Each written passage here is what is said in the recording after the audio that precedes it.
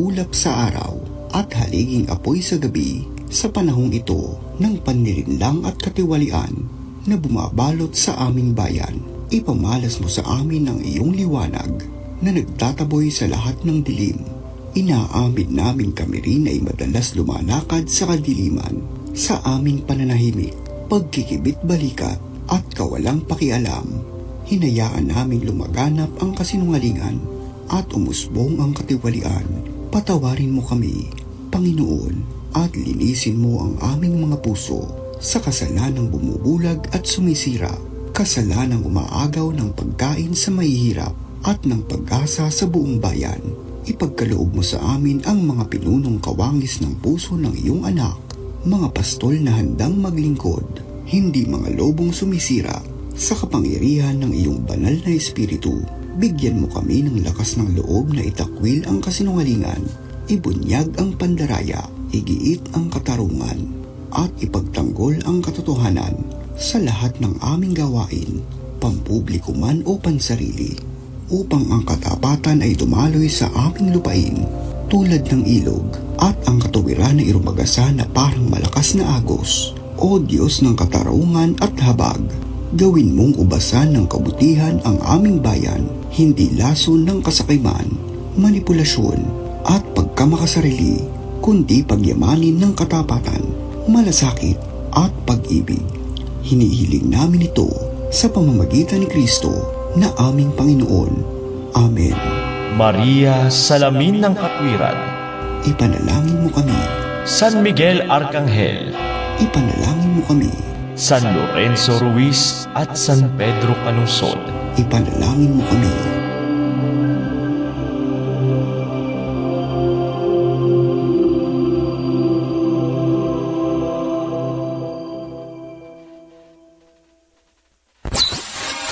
Celebrating 56 years of Catholic Broadcasting.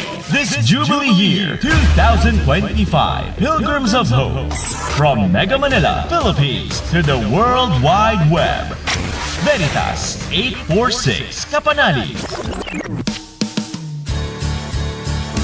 Manatili ka sa amin, Panginoon, manatili ka sa amin. Veritas 846, ang radyo ng simbahan.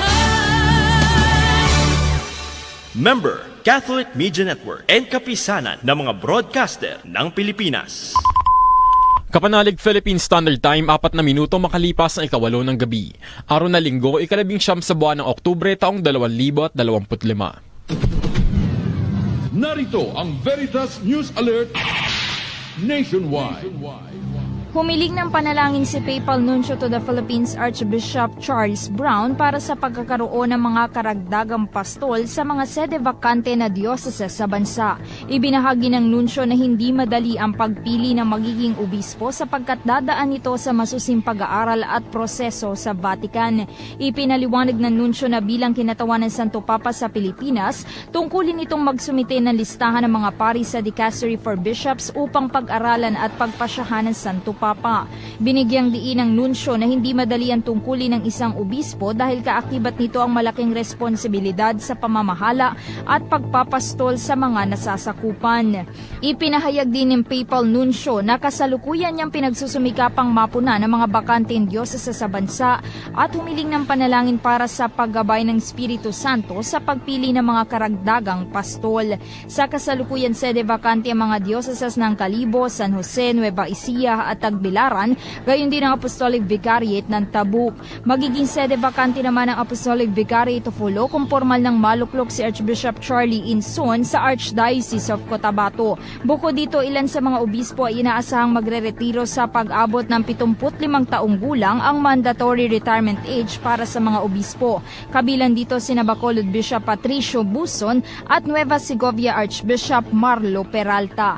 Si Bishop-elect Edwin Panergo naman ay hinihintay na lamang ang episcopal ordination at installation sa Diocese of Boac, Marinduque na sede vacante mula pa taong 2024. Magbabalik ang mga balita mamayang alas 9. Ako inyong kapanalig Reynalyn Letran Ibanez, sumainyo ang katotohanan. Abangang muli ang Veritas News Alert Nationwide. Thy word is a lamp unto my feet and a light unto my path. Ang Biblia ngayon. Isang pastoral na pag-aaral tungkol sa nilalaman ng banal na kasulatan, tutugon sa mga usaping kinakaharap natin ngayon. Batay sa katotohanan, lapat sa karanasan. Tuwing linggo, alas 8 hanggang alas 9 ng gabi, dito lamang sa Veritas 846, ang radyo totoo. Hatid sa inyo ng Paulines ng Biblical Apostolate ng Archdiocese of Manila at ng Veritas 846. If today you hear the voice of the Lord, harden not your hearts. Ang Biblia ngayon. Makinig.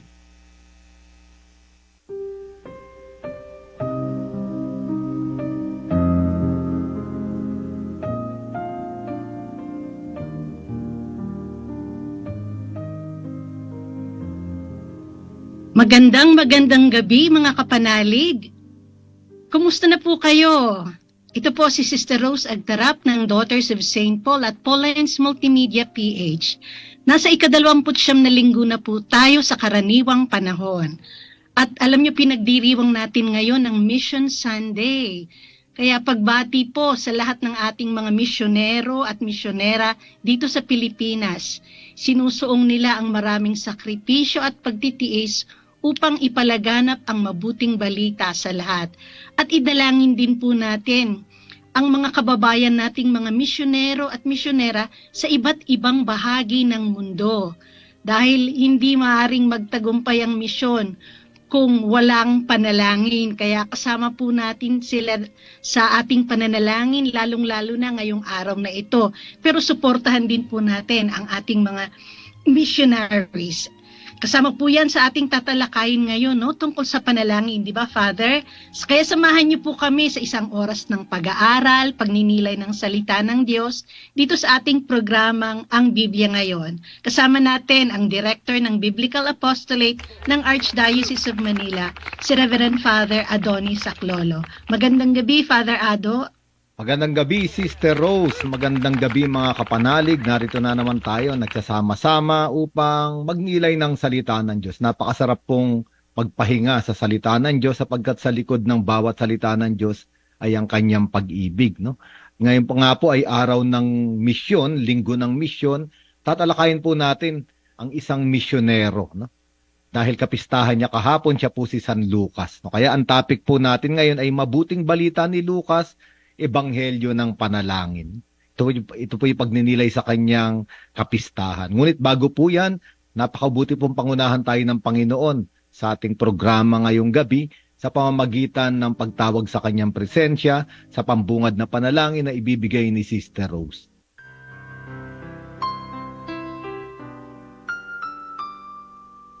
Sa ngalan ng Ama, ng Anak at ng Espiritu Santo. Amen.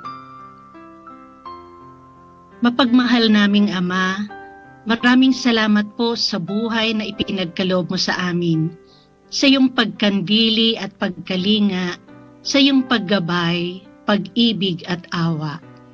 Salamat po sa iyong mga biyaya na nagbibigay lakas at sa iyong salita na patuloy na nagbibigay liwanag sa amin. Sa tulong ng iyong banal na Espiritu, buksan mo po ang aming puso at diwa upang mabatid namin ang anumang nais mong ipatupad sa amin ayon sa iyong kalooban. Hinihiling namin ito sa pamamagitan ni Kristong anak mo na nabubuhay at naghahari kasama mo at ng Espiritu Santo magpasawalang hanggan. Amen. O Jesus, ikaw ang daan, ang katotohanan at ang buhay. Iligtas mo kami. O Maria, Birhen ng Katotohanan, Panalangin mo kami. sa ngalan ng Ama, ng Anak at ng Espiritu Santo. Amen.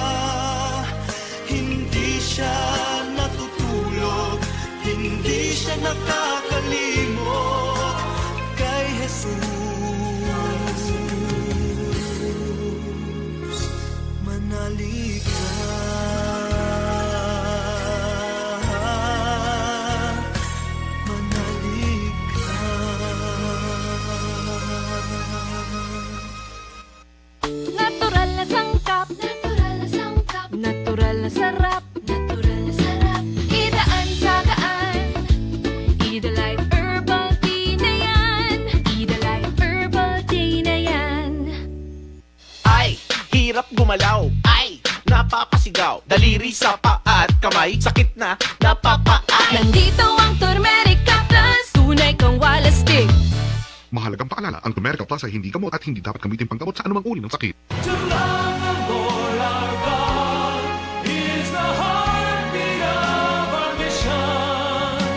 Ngayong linggo, ika-19 ng Oktubre 2025, sama-sama nating ipagdiwang ang World Mission Sunday sa Diwa ng Synodality na may bukas na puso at bukas na palad. Ito ang araw para sa mga Katoliko sa buong mundo na nagkakaisa sa panalangin, pagninilay at pagkilos upang suportahan ang gawaing misyon ng simbahan sa pagdiriwang ng Jubilee Year of Hope. Inaanyayahan tayong pagnilayan ang temang Missionaries of Hope Among All Peoples. Paalala ito sa ating lahat bilang mga binyagang Katoliko. Tinatawagan tayong sundan ang yapak ni Kristo, maging mga tagapaghatid ng pag-asa, ng kabutihan at ng pagmamahal. Para sa inyong tulong pinansyal, maaaring ipadala sa bank account Pontifical Mission Societies of the Philippines Incorporated, BDO Current Account 0065-7801-0868, Metrobank Savings Account 0913-0915-15432. Para naman sa GCash o ng Paymaya, maaaring makita ang QR code sa Facebook at website ng Pontifical Mission Societies Philippines.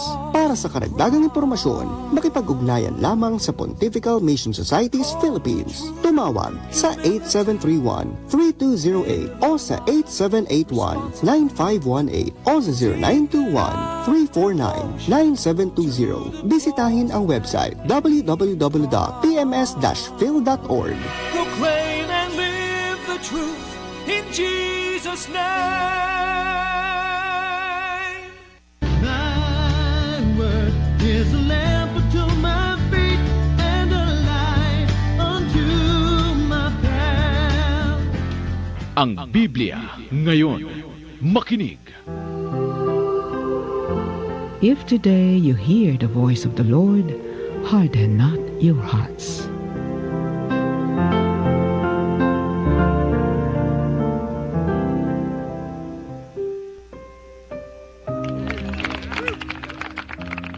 Nagbabalik tayo mga kapanalig sa ating programang Ang Biblia Ngayon. No? Sinabi ko na po kanina, ang paksa natin ay napakaganda patungkol sa Ebanghelyo ni San Lucas, ang Ebanghelyo ng panalangin. No? Sapagkat ito po'y punong-puno ng panalangin, maging si Jesus ay makikita natin na napakaraming ulit na nanalangin. No? Ang ating pong teksto, sana po ay hawak ninyo ang inyong mga Biblia, ay Luke chapter 22 verses 39 to 46. Lucas, Kabanata 22, talata 30 hanggang 46. Ito po yung tagpo na si Jesus ay nananalangin sa Getsemani. Nung papasok na siya sa kalooban ng Ama sa pagdurusa, sa kamatayan at muling pagkabuhay, ang misteryo Pascual. No?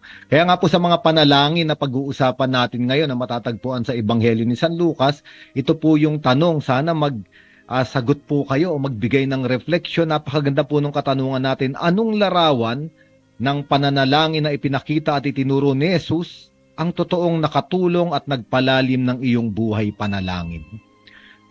Ano pong larawan ng pananalangin na ipinakita o kaya naman na itinuro ni Jesus dito sa Ebanghelyo ni San Lucas ang totoong nakatulong at nagpalalim ng iyong buhay panalangin? Sana po ay sumagot po kayo o kaya na magpadala kayo ng mga reflection o karanasan ninyo sa pananalangin. No? Padala nyo po rito sa ating istasyon sa ating text line 0918-837-4827 o kaya naman sa comment section ng ating Facebook Live. Pero bago po ang lahat, napakaganda pong balikan natin yung tinalakay nating paksa noong isang linggo na ibinigay sa atin ni Father Oliver. At ito po ay ang pagbabalik dinig na ihahatid sa atin muli ni Sister Rose. Balik dinig sa nakaraang katotohanan. Ang paksang tinalakay po ni Father Oliver Parr noong nakaraang linggo ay kailangan tayo ng mga dukha. At ang tekstong pinag-aralan natin ay mula sa Ebanghelyo ni San Lucas, Kabanata 16, talata 19 hanggang 31. Tapos tinanong niya tayo, anong pinakamahalagang bagay ang nagawa mo para sa mga dukha? Pagkatapos sinimulan niya yung pagpapaliwanag sa kwento, no? Yung patungkol sa mga taong umibig sa yaman. Sabi niya kailangan nating malaman na nung sinusulat ni San Lucas ang ebanghelyong ito, marami sa mga Kristiyano noon ay mayayaman. At yung iba naman, mayayaman ay walang pakialam sa mga kapwa nila Kristiyano na mahihirap. At sabi niya, ang sinasabi sa atin dito ng Diyos, kung wala tayong pakialam sa pangangailangan ng mga mahihirap nating kapatid, ang Diyos may pakialam siya sa kanila. Kaya nga kung mapapansin natin, no, may pangalan ng pulube doon sa kwento, si Lazaro. Pero yung mayaman, walang pangalan. Binabalaan daw tayo ng Diyos. Nakilala niya ang mga pangalan ng bawat dukha dito sa mundo.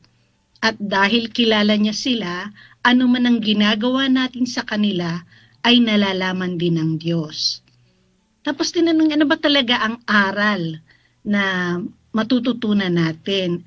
Sabi niya, ang isa rito ay yung, madalas daw sinasabi kasi na kailangan natin ang mga mahihirap para makarating tayo sa langit. Sabi niya, isa daw itong malaking maling pag-iisip.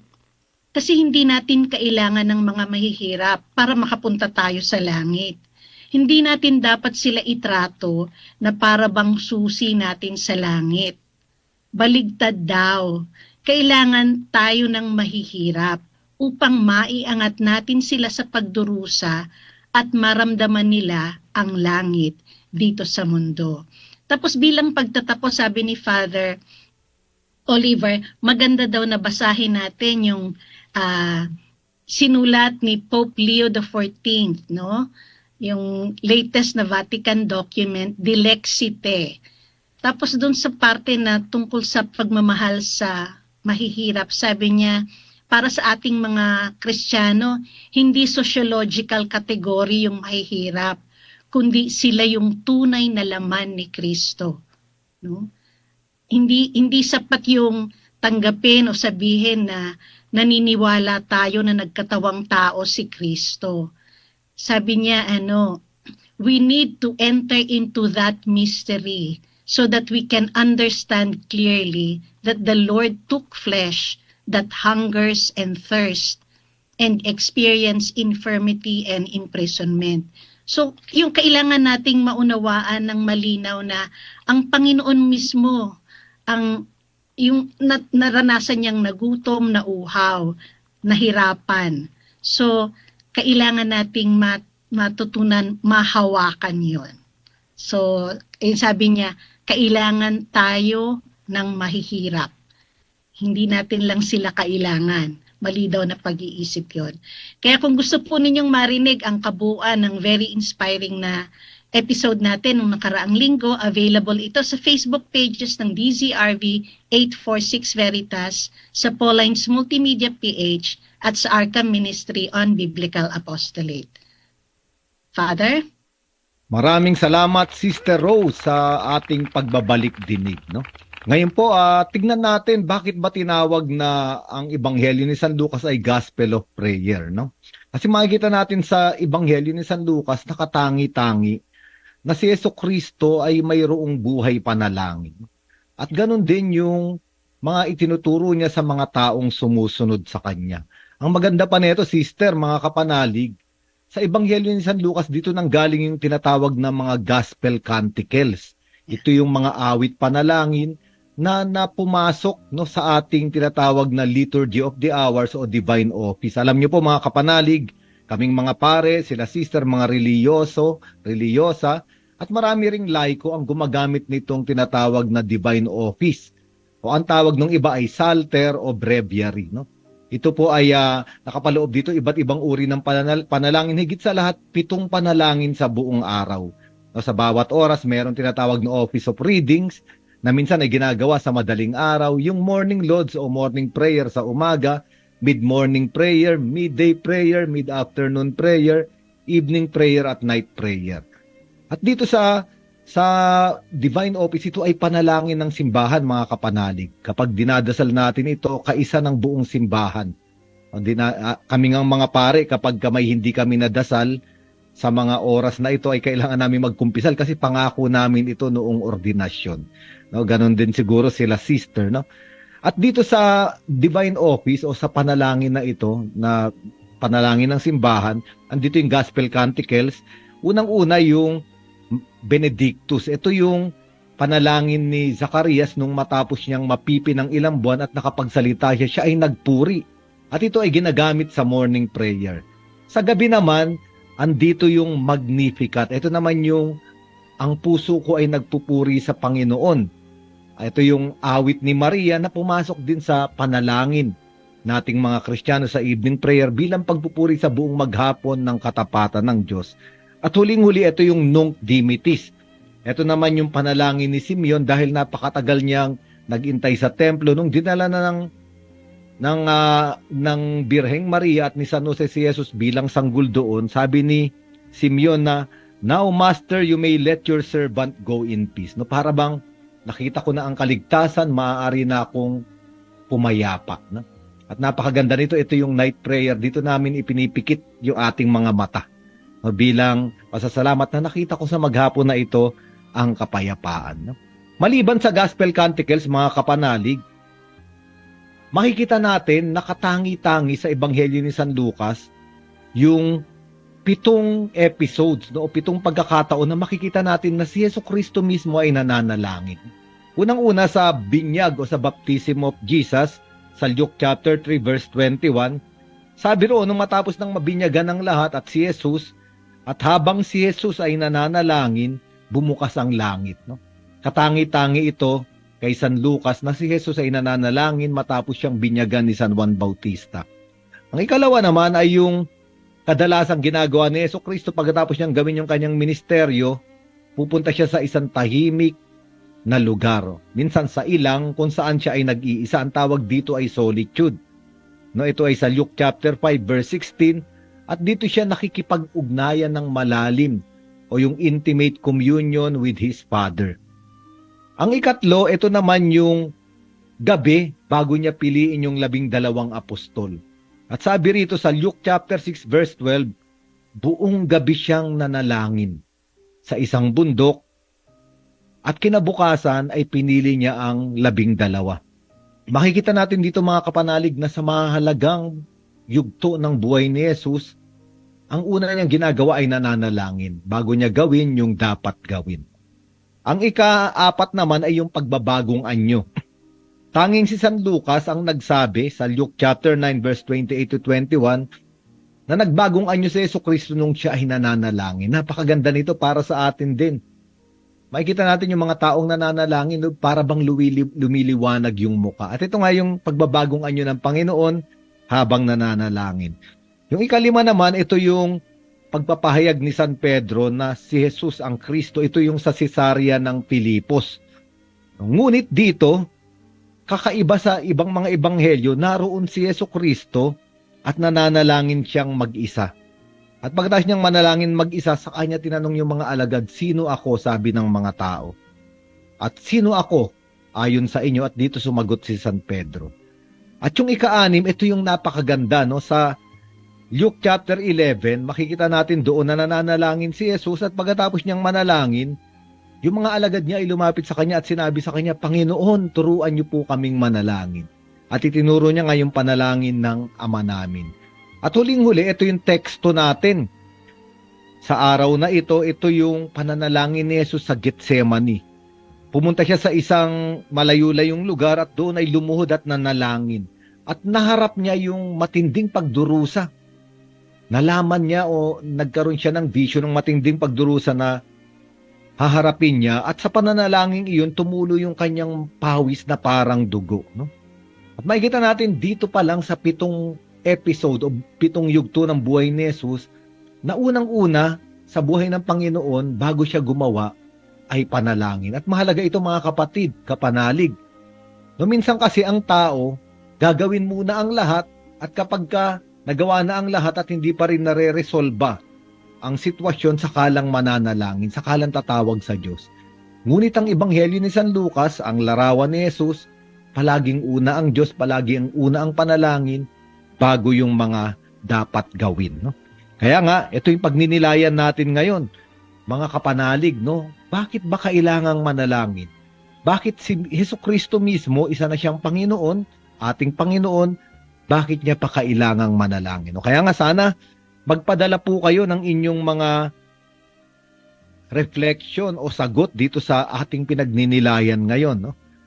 Anong larawan ng pananalangin na ipinakita at itinuro ni Jesus dito sa Ebanghelyo ni San Lucas ang totoong nakatulong at nagpalalim ng iyong buhay panalangin? Kaya nga kapatid, alam namin, kapanalig, alam namin meron kayong buhay panalangin at gusto po sana naming marinig o marami tayong mga kapanalig ngayon na nag-iintay ng iba't ibang karanasan ng pananalangin. No? Ang inyong buhay panalangin ay maaari nyo pong ibahagi dito sa ating text line 0918-837-4827 o kaya naman sa comment section ng ating Facebook Live.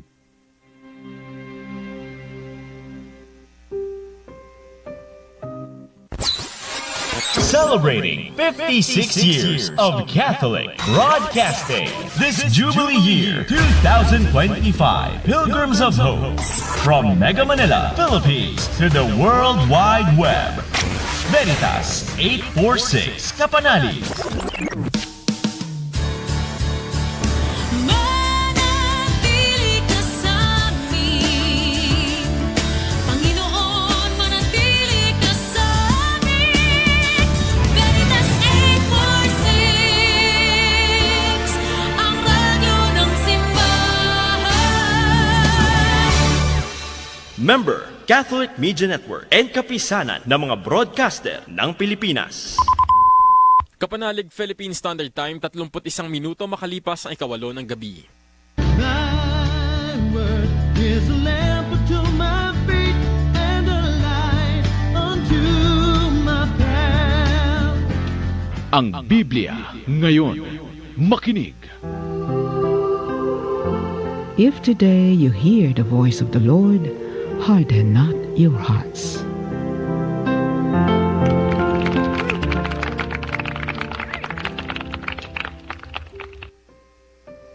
Magpapatuloy tayo mga kapanalig sa ating paksa, ang mabuting balita ni San Lucas, ang Ebanghelyo ng Panalangin. At ngayon ay titignan natin yung mga ilang bahagi ng Ebanghelyo kung saan si Jesucristo mismo ay nagtuturo kung paano manalangin. Sana ay makatanggap tayo rito ng karunungan na maaari nating magamit sa ating buhay panalangin. Unang-una nga, doon sa Luke chapter 11 verses 2 to 4, nung nananalangin si Jesus, lumapit yung mga alagad niya at sinabi, Panginoon, turuan niyo po kaming manalangin. At itinuro niya nga yung Ama namin. At dito sa Ama namin, isang mahalagang bagay ang makikita natin agad. Ang panalangin ay isang relasyon o ugnayan. No, hindi siya isang ideya o hindi siya isang parang mantra, mga salitang magical, no, na may mahika, na may nangyayaring mabuti sa taong nananalangin. No, sa Ebanghelyo ni San Lucas, mahalaga ang pagtuturo ng Panginoong Yesus ng panalangin ng Ama namin para sabihin ang panalangin ay ugnayan. Sapagkat ang salitang Ama o ang terminong Ama ay isang salita sa ugnayan, pakikipag-ugnayan. Ibig sabihin ng Ama, mayroon siyang anak. No, at ipinaliwanag nga rito ng ating Panginoon isa-isa. Ngunit ang mahalaga rito, ang isang ama ay palaging nagpo-provide o binibigyan ng buhay ang kanyang pamilya, ang kanyang anak. Kaya mahalaga sa sentro bilang petisyon ng Ama namin yung bigyan mo kami ng kakanin sa bawat araw. At bakit ba bawat araw? At napagnilayan na natin ito mga kapanalig. Ngayon ulitin natin, bakit bawat araw? Bakit ayaw ibigay ng Diyos yung pang 1 taon, pag 20 taon, pang 50 taon? Sapagkat gusto ng Diyos bilang Ama na tayong mga anak ay araw-araw lumapit sa Kanya. Sapagkat kapag ang anak at ang ama ay araw-araw nagkikita, mas napapalalim ang ugnayan. At ito ang panalangin, araw-araw na lumapit sa Ama. No? Kaya nga, ang isang bata, no, na nakuha niya na ang lahat sa nakailangan niya sa Ama, maaring hindi na siya bumalik sa Ama. At ang sasandalan niya na lang o sasaligan ng kanyang buhay ay yung ibinigay. Ibig sabihin na ang tao o ang isang anak ay nakatuon na lang sa regalo at nakalimutan na yung nagregalo. Kaya sinasabi ng Panginoon sa panalangin na ito ang karunungan, kailangan nating bumalik palagi sa Ama.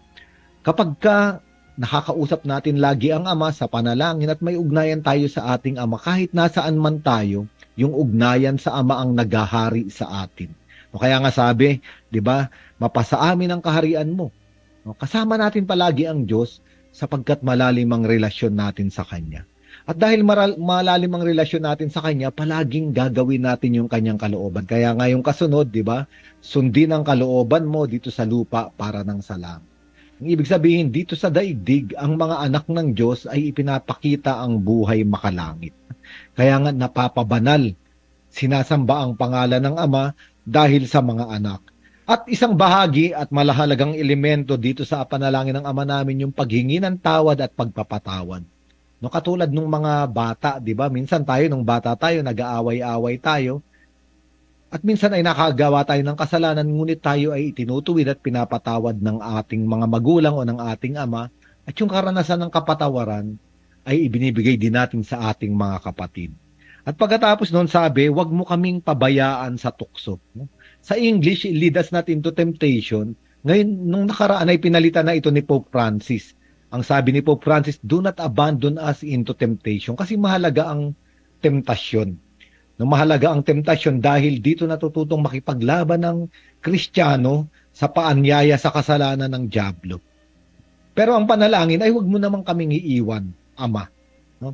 Maraming temptasyon sa buhay, ngunit sa panalangin na ito ay hindi tayo iniiwan ng Ama.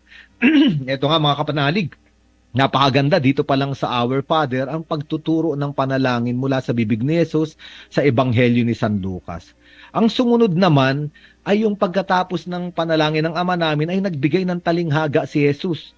Sa Luke chapter 11 verses 5 to 8, ito naman yung isang kaibigan na kumatok sa bahay ng isang kaibigan. Bakit?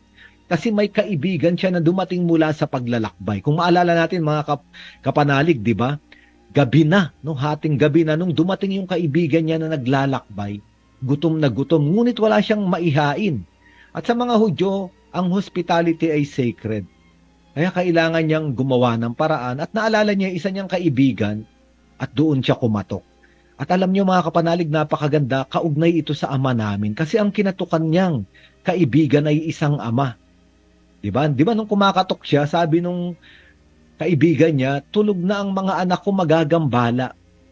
Pero dahil hating gabi, ibig sabihin urgent ang sitwasyon, kumatok siya sa isang ama.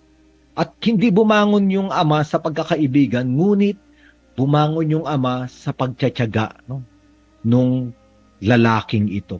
Ang ibig sabihin, kailangan natin ng pagtsatsaga upang ipakita sa Diyos na kailangan natin ang kanyang tulong sa mga sitwasyong seryoso.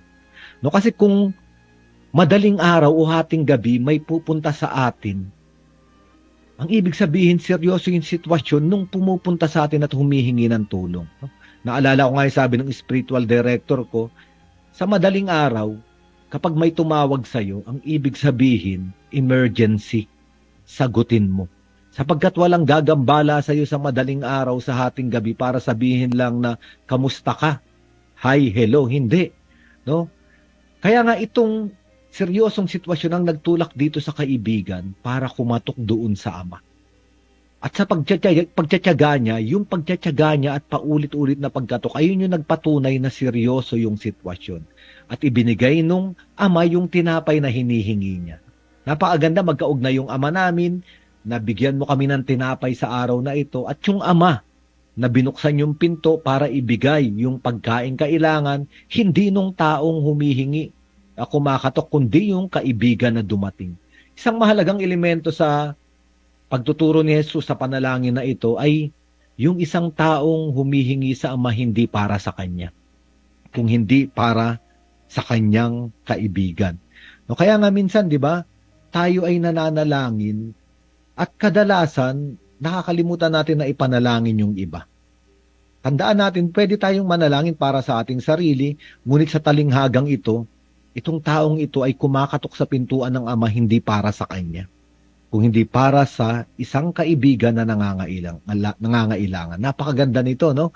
Na sa ating panalangin, humihingi tayo para sa iba. Naalala ko nga yung babaeng Kananea, kung maaalala ninyo mga kapanalig, di ba? Siya ay humihingi ng tulong kay Jesus. Ngunit sabi ni Jesus, ay hindi naman pinapakain sa aso yung pagkain ng mga anak. Kahit na parang napapahiya na yung babae, nagpatuloy siya. Bakit? Kasi ang hinihingi niya ay hindi naman para sa kanya, kung hindi para sa kanyang anak na babae. At nakita ito ni Jesus sa pagpupumilit ng babaeng Kananea, nakita niya yung puso ng isang ina na nagmamahal sa kanyang anak. At makikita natin, pinapakinggan ng Diyos at binubuksan niya yung pinto para sa mga taong unang-una ay hindi makasarili sa pananalangin. Isang taong humihingi sa iba at may pagtsatsaga. Kaya nga minsan mga kapanalig, napakagandang may tradisyon na kapag seryoso ang sitwasyon sa ating buhay o kaya ng mga mahal natin sa buhay, mari tayong gumising sa madaling araw at manalangin. Sabi nga nung mga spiritual fathers, maganda nga manalangin ng 3:00 ng madaling araw. Ibig sabihin, puputulin mo yung iyong pagtulog. Magsasakripisyo ka ng kaunti. Kakatok sa Diyos sa pamamagitan ng panalangin. Makikita ng Diyos na seryoso ang sitwasyon. Ngayon mga kapanalig, ang isa pang pagtuturo ng Panginoong Yesus sa Ebanghelyo ni San Lucas sa pananalangin ay yung Ebanghelyo natin sa araw na ito. Ano ba yung Ebanghelyo natin sa araw na ito mga kapanalig? Naalala nyo siguro, di ba? Ito yung balo, yung babaeng balo na paulit-ulit, matyaga, no, na sumisigaw sa isang hukom. Ito yung Luke chapter 18 verses 1 to 8. Maganda ito mga kapanalig kasi itong babaeng ito ay balo, at ang balo sa bayang Israel ay isang taong nagdurusa dahil ang mga taong nagtatrabaho at naghahanap buhay sa bayang Israel ay kadalasan ay ang mga lalaki, ang mga asawa. Kapag ka naging balo, ibig sabihin wala na siyang ikabubuhay. No? At ngayon itong balong ito may gumawa sa kanya ng kawalang katarungan. At siya ay pumunta sa isang hukom. Sabi sa ating ebanghelyo sa araw na ito, yung hukom ay walang takot sa Diyos at walang pakialam sa kanyang kapwa.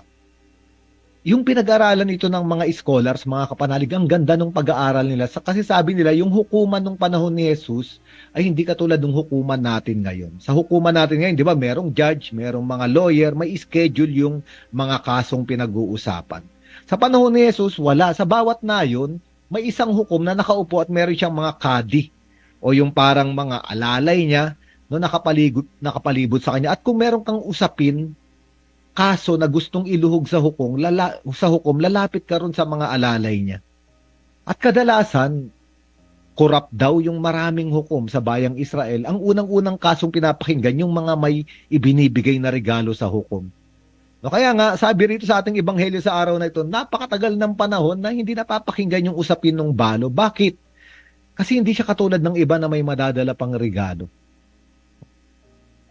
Balo na siya, wala na siyang ikabubuhay. Ngunit may katangian ng balong ito, mga kapanalig. No? Ano yung katangian niya?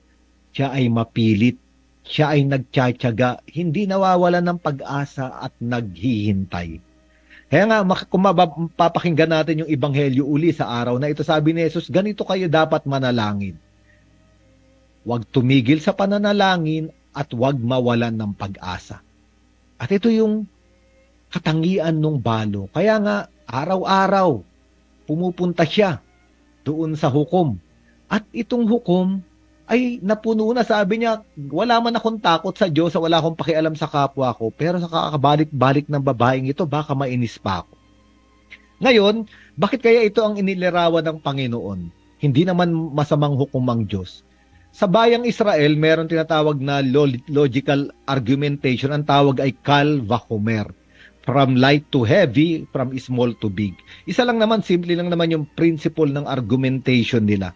Kapag ka pwede sa maliit, mas lalong pwede sa malaki. Kapag ka posible sa magaang, mas posible sa mabigat.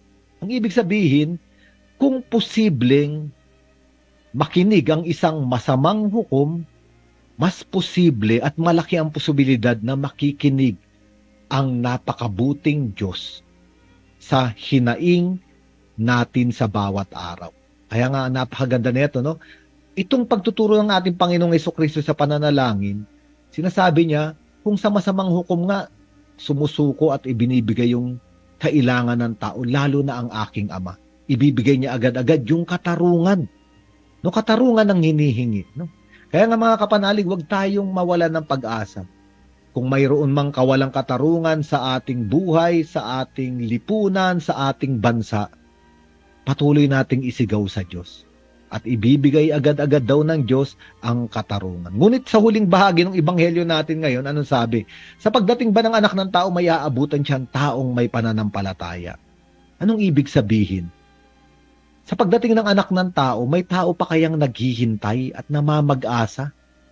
O dahil natanggap niya na yung hinihingi niya, ay hindi na siya mananalangin at hindi na maghihintay? At ito yung taong walang pananampalataya. Ang taong may pananampalataya, natanggap niya man ang hinihiling niya sa Diyos, palagi pa rin siyang nananalangin. May kaugnayan sa Diyos sapagkat ang Diyos ay ang kanyang Ama. Kaya mga kapanalig, sana mag-share kayo sa inyong buhay panalangin. Sa mga larawang ito ng pananalangin na ipinakita at itinuturo ng ating Panginoong Jesucristo sa Ebanghelyo ni San Lucas, ano ang totoong nakatulong at nagpalalim ng iyong buhay panalangin? Ibahagi nyo po, padala nyo sa ating text line 0918-837-4827 o kaya naman sa comment section ng ating Facebook Live.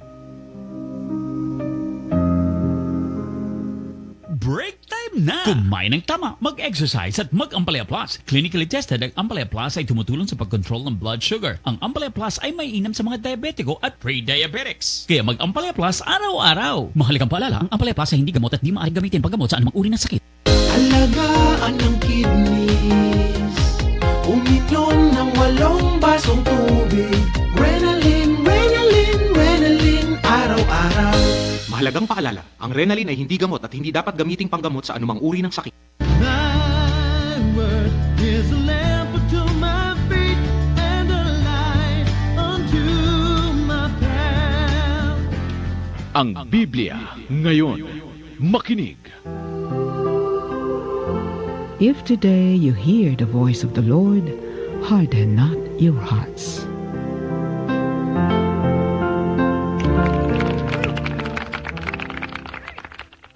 Nagpapatuloy tayo mga kapanalig sa huling yugto ng ating pagninilay ngayong gabi patungkol sa mabuting balita ni San Lucas, ang Ebanghelyo ng Panalangin. At meron ngang iba't ibang paraan ng ating Panginoong Jesucristo. Minsan ay ginagamit niya ang mga talinghaga para turuan tayong manalangin. At huling-huli, alam niyo mga kapanalig, sa susunod na linggo, merong isang napakagandang talinghaga patungkol din sa pananalangin. Ito yung Pariseo at Publikano.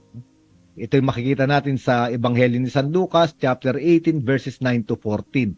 Kung maalala ninyo mga kapanalig, di ba? 2 tao pumunta sa templo, yung Pariseo, nakatayo roon at kinakausap yung kanyang sarili habang nananalangin sa Diyos. Sabi niya, ako ay mabuti, no, ako ay 2 beses nag-aayuno sa isang linggo. Ako ay nagbibigay ng 10. Hindi ako katulad ng mga ibang tao, mandaraya, mga ngalunya, magnanakaw, at itinuturo niya pa yung publikanong nasa kanyang likod. Samantalang yung publikano ay nakayuko at dinadagukan yung kanyang dibdib at sinasabi, O Diyos, mahabag ka po sa akin isang makasalanan. At sabi sa talinghaga, mapapakinggan natin ito sa isang linggo mga kapanalig, ang umuwi na pinagpala at napatawad ay yung publikano. Ang ibig sabihin, mahalagang attitude o katangian sa pananalangin ay yung kababaan ng loob. Hindi pinakinggan yung Pariseo sapagkat masyado siyang matuwid. Masabi roon ng ating Panginoong Yesus, no? Ang mga taong ibinababa ang kanilang sarili ay mas malapit sa puso ng Diyos. Ngunit ang mga taong itinataas ang kanilang sarili ay malayo ang tingin sa kanila ng Diyos. The Lord looks at the haughty from afar, sabi sa isang salmo. Kaya nga, tinuturuan tayo ng ating Panginoong Jesucristo. Unang-una, no, sa panalangin, ang kausap natin ay isang Ama. Mayroong malalim na ugnayan. Ikalawa, ang Ama, kapag kumakatok tayo sa Kanya at hindi lamang natin hinihiling sa panalangin natin para sa ating sarili o kung hindi para sa iba, binubuksan ng Ama yung pintuan. Pangatlo, yung balo. Sabi ng ating Panginoong Hesukristo, ito yung may pananampalataya. Sapagkat hindi siya tumitigil at siya ay hindi nawawala ng pag-asa. At ito yung panalangin ng balo. At huling-huli, yung publikano ay nananalangin na may kababaan ng loob. Iba't ibang larawan ng panalangin na itinuro sa atin ng ating Panginoong Hesukristo, kasabay nung mga yugto sa buhay ng ating Panginoong Hesukristo, kung saan siya ay nakikita nating nananalangin. At malaking tulong ang Ebanghelyo ni San Lucas sa buhay panalangin nating lahat. Kaya nga, maraming salamat sa inyong pakikiisa. Ngayon, anyayahan po natin si Sister Rose na magbahagi dito sa ating paksa. Sister, ano ba ang nakatulong sa iyo, nakaantig dito sa Ebanghelyo ni San Lucas na mapalalim ang iyong buhay panalangin? Father, sinabi mo kanina yung iba't ibang mga panalangin na matatagpuan sa Ebanghelyo ni San Lucas. Meron lang sana ako idadagdag, no? Sinasabi kasi ng ating mga kapatid ng mga protestante na pag nagdadasal ang mga Katoliko paulit-ulit, no? At yung mga dinadasal naman ay wala sa Biblia. So, ang nakakatulong kasi talaga sa akin yung pagdarasal ng Aba Ginoong Maria, yung Hail Mary, na matatagpuan din sa Ebanghelyo na sinulat ni San Lucas. Yung pong parte na Hail Mary, full of grace, the Lord is with you, sa chapter 1, Luke chapter 1 verse 28. Tapos yun namang, blessed are you among women and blessed is the fruit of your womb, nasa chapter 1 verse 42, no? So actually hindi ito yung itinuro ng Panginoong Hesukristo, no, pero ito yung nangyari bago ito yung sinabi kay Maria, no, bago pa magkatawang tao ang Panginoong Diyos, ang Panginoong Jesus.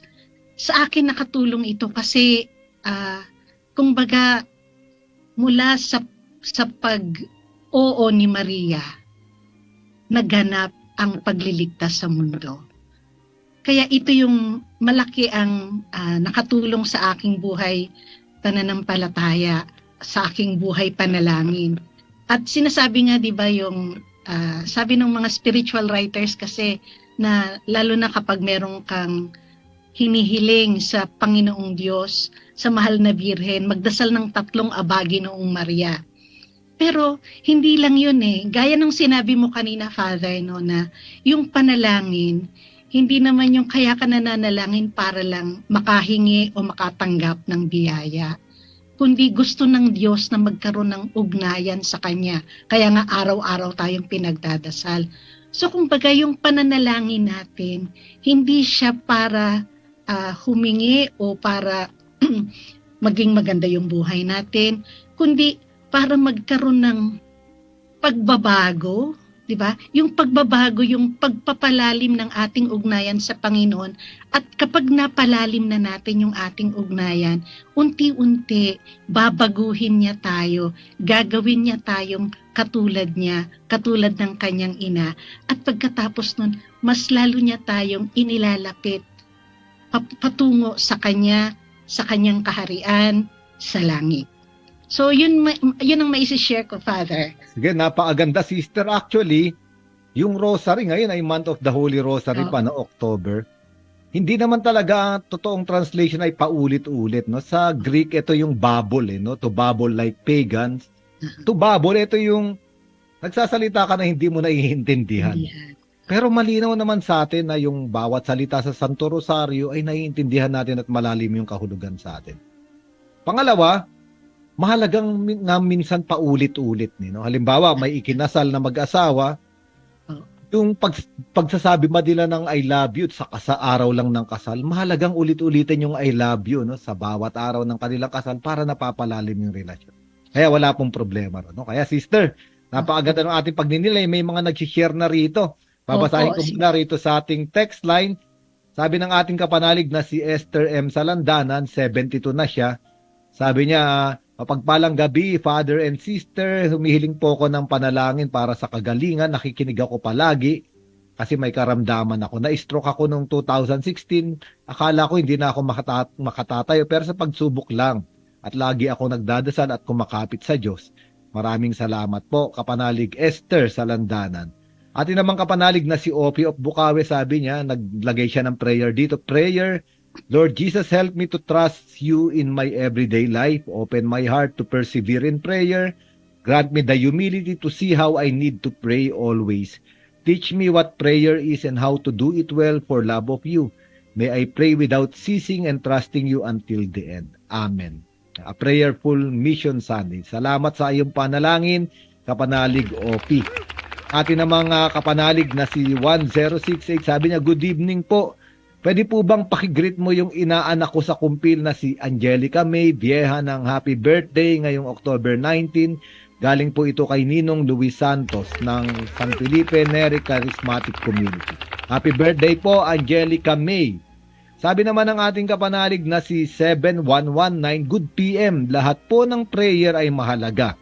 Ang mahirap na prayer ay ipanalangin yung nagkasala sa akin at aking mga kaaway para bigyan ng sila ng biyaya. Lalo na sa madaling araw, ang hirap manalangin, pero dahil seryosong kalagayan, ako ay nagdarasal. Ito po yung kapanalig natin na bumabangon sa madaling araw para magdasal. No? Lalo pa nga, ipanalangin yung mga kaaway o yung ating mga nagkasala sa atin. Napakaganda pong paraan ng pananalangin yan. Sabi naman ng ating kapanalig, 7416, hi Father, the weekly charismatic prayer meetings taught me how to praise and worship God sincerely from the heart and brought new perspective on the miracle of the Catholic Mass. Will parishes bring back charismatic prayer meetings in churches instead of in malls and hotels? And instead of attending born-again praise and worship meetings to fill the void?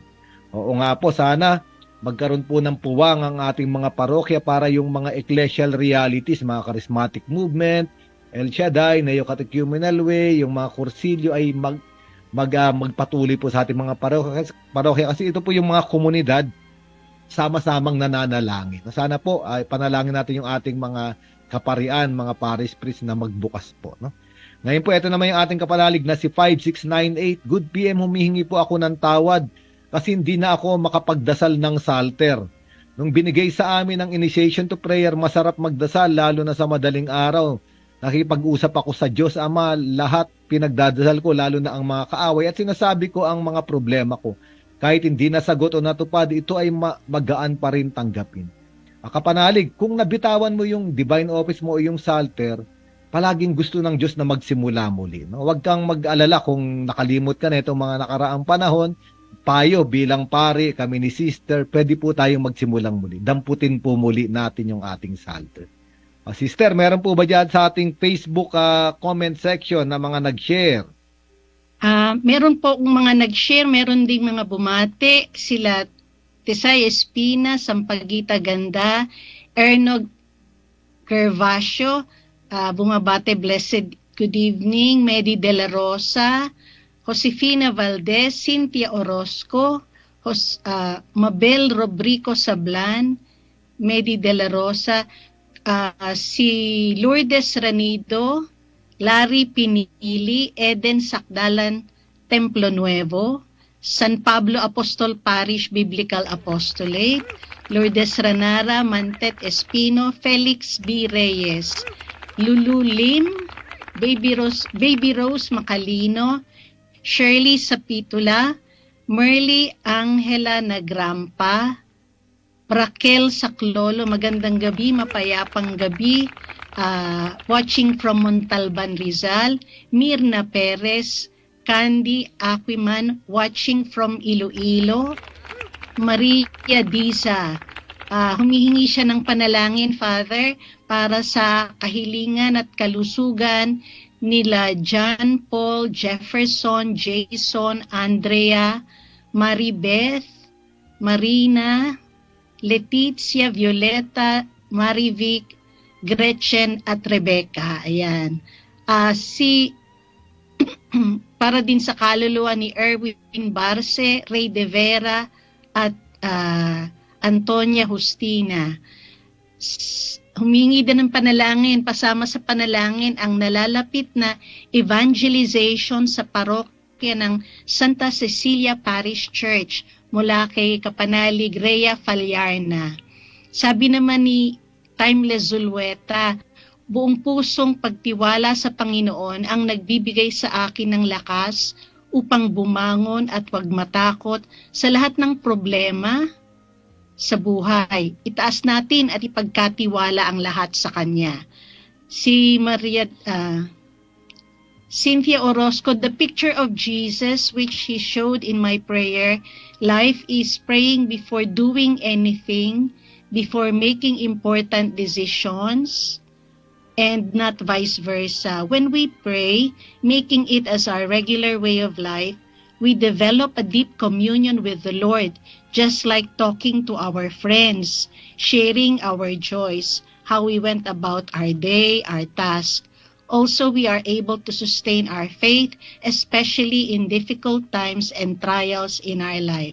Pakaganda ng sharing ni Kapanalig Cynthia Orozco. Sabi naman ni Marso 13, tinuturo ni Jesus na huwag maghinawang manalangin upang malabanan ng mga tukso o mga pagsubok. Asa na yun? Matanggap agad o hindi ang hinihiling, patuloy pa rin ang manalangin dahil kailangan natin ang gabay ng Panginoong Hesus sa ating buhay. Salamat, Kapanalig Marso 13. Bumati din si Remles Chow, Sita Bunag from Lipa City, Raquel Saclolo, maraming salamat sa mga biyaya galing sa pag-ibig ng Ama. Si Maria Disa, Emily Avignon Pandong, at Solita Sabino. Naku, Father, oras na po. Ay, sige, hindi na natin mababasa yung ating ibang mga kapanalig, pero wag po kayong mag-alala, no, kasama kayo sa aming mga panalangin. Hindi man namin nabigyan ng oras yung pagbasa sa inyong mga nasabi, no? Sister, okay, pwede na tayo magpasalamat sa kanila. Opo, Father. Maraming salamat sa iyo, Father Ado, sa pagtalakay sa ating paksa. Naway makatulong ang talakayan natin ngayong gabi para mas lumalim pa ang ugnayan natin sa Diyos Ama. Salamat sa ating masugid na followers at nagpadala ng kanilang comments at tanong, kahilingan at pagbati. Samahan niyo po kami uli sa susunod na linggo. Sa ngalan po ng co-pilot natin sa studio ng Veritas 846, kay John Gutierrez na ating TA at kay Edgar Bernardo sa technical side, ito po si Sister Rose Agtarap ng Daughters of St. Paul na nagpapasalamat sa inyong pagsama sa amin ngayong gabi. Pasalamatan natin ng Panginoon at hingin natin ng bendisyon mula kay Father Ado.